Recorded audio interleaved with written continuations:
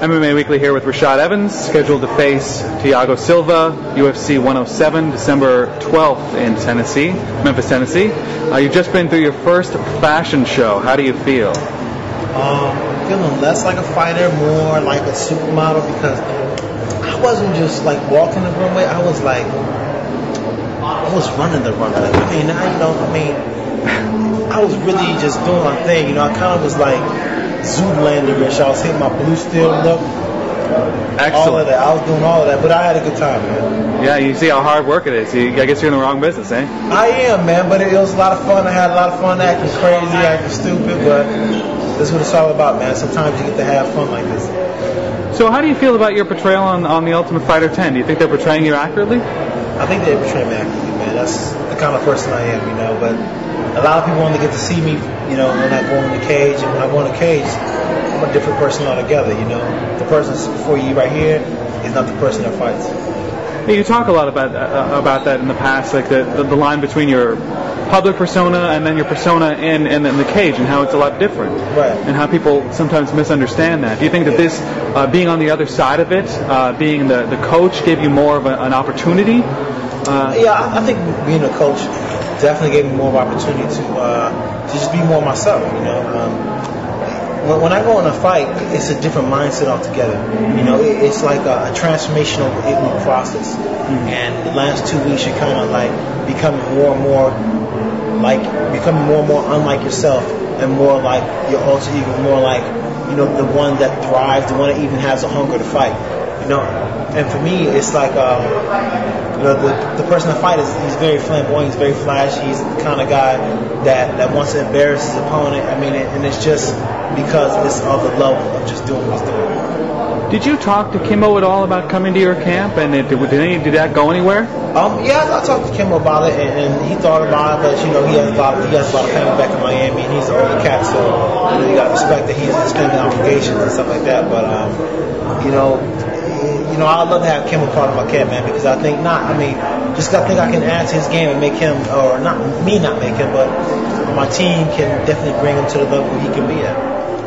Do you think that it's interesting at all that he's ended up at American Top Team? You're facing Thiago Silva from American Top Team? I think it's good that he's at American Top Team. I think that's very beneficial for him, because at least he's with a good team. And ATT, they got some good fighters and they got some good coaches there. So I'm sure he's in good hands there. But, I didn't train with him, so he won't be able to tell me the secrets about me. Yeah. So let's talk a little bit about your upcoming fight. Do you feel in any way that it's a consolation fight? No, I don't think it's a consolation fight, because I think that, Thiago Silva definitely deserves a lot of respect. He's a tough opponent, and you know what, we have a similar loss, but Cheetah destroyed us both, so it's like, we'll see what's up, But you also said it was about a look that he gave you after you defeated Keith. Yeah, he gave me a look, man. He gave me a look, I'm not going to be shy about saying it now, like I said before, but afterwards, you know what I'm talking about, Thiago, you know. Well, he yelled, right? He looked, he pointed, and he yelled at Keith. Are we talking about after? Yeah, no, even after all of that, after all the ring stuff. Huh.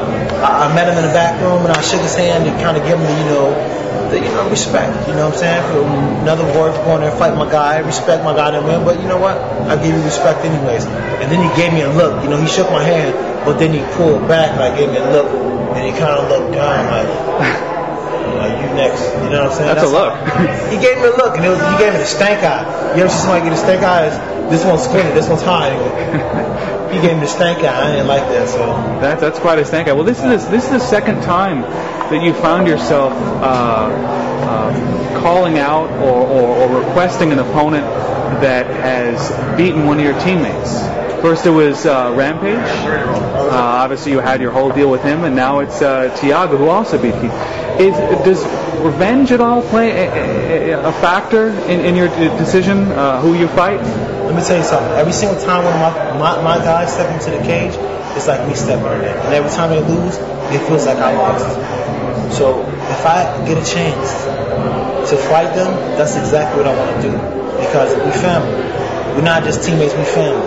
When me and Keith are old men and sitting back and looking back at our life, we're gonna say, you know, we had a good time together, we had a good run together, and I had his back and he had mine, and that's what's more important about all this fighting and everything else like that. It's about how much we down for each other, and I'm down for him like he's down for me. So whoever he get, you know what I'm saying, somebody beats him, then they gotta beat me. Where are you? Have you started training yet? Yeah, I started training. Started, you know, in Albuquerque. And so you're obviously taking some time off to do your thing in LA. Right. But when you get back, is it going to go hard and go heavy? You know, I'm still a few weeks off from going hard and go heavy. Mm-hmm. I'm just right now in a fun playing around stage, learning stuff, and just enjoying myself right now. But in a couple of weeks, it's going to kick up. I don't like to do more than 8 weeks in camp because I find more than that usually gives me injuries. So 8 weeks. Who's going to be in the camp? Is it the usual suspects? Anybody new? The usual suspects. You know, I'm going to start my camp at Denver, and then I'm going to go to Albuquerque, and then, you know, we're just going to do it like that. Mm-hmm. This is one of those, not that you'd look past him questions, but do you feel that Rampage should be your next fight if he comes back after his movie thing? If Rampage comes back, I'd love to be his next fight. And actually, he'd love to be my next fight. You know what I'm saying? Because Rampage, I kind of feel a little disrespected because, like, you know, we had an understanding here, you know what I'm saying, we're supposed to fight, and then he kind of like ducked off and kind of, you know, did his own thing, which was great for him, and I wish him all the best of luck, but at the same time, you know, it's about the business. Right. Do you feel confident that you're going to face him eventually down the road, though? I'm 100% confident that I'm going to face Rampage. Mm-hmm. What are you going to bring into that fight? You know, when you eventually face him, do you think about those things? Do you think about the stare down? Do you think about the show? I don't think about the show, man. I just think about the fight itself, and as long as I can be myself and just let that go, then I think that'll be enough. When we were talking at the Tough 10 Media Day, and we were talking about Lyoto, right. You said you wanted to be that guy who actually used his wrestling. You know, you started out as a wrestler, you became a striker, and you wanted to get back in touch with that guy who used his wrestling. Is that something that's coming into this fight at all with Thiago Silva? Is this the first time to try that out? Yeah, I definitely want to get back to what I used to do, because one thing about myself is that I fell in love with the power. I fell in love with the fact that I could just like take somebody and just completely lay them out still and let me in the fight. With Liddell? Yeah, with Liddell, with you know, with whoever. Salmon. Yeah, just being the fact that I can do that. You know what I'm saying? And I fell in love with the fact that I was learning how to stand up and I want to do it.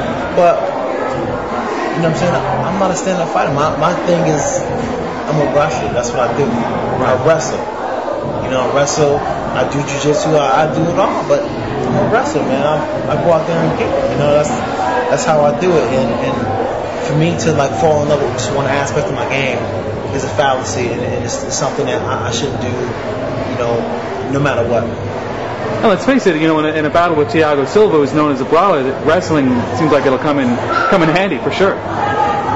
No, honestly, I think I can stand up and bang with him too. Positive, I can stand up and bang with him. There's nothing that he does that bothers me or scares me. Not in the least. Right. So there's an interesting paradox. And bang. I'm sure he would love to do that. Absolutely.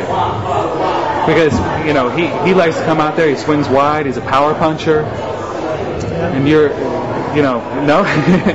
you don't think much of his power? Yeah, you know, I think, you know, anybody has power if they catch you in the right spot, so I can't really take nothing over that, you know, I don't want to disrespect the guy so he has no power, but at the same time, it doesn't really matter.